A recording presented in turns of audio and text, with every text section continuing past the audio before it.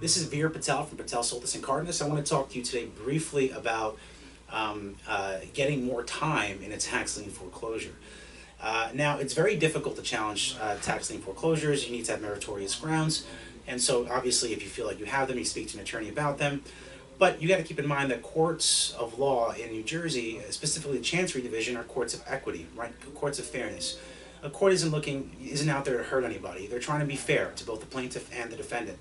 So let's say you have you're facing final judgment. There's been an application filed, and you only need 30 to 60 more days. Maybe you have a closing set up, or you have money coming in from a relative, or you've secured some type of a loan.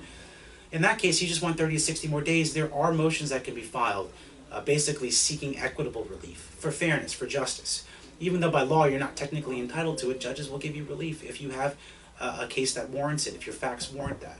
So you want to speak to an attorney to see if you're eligible for something like that.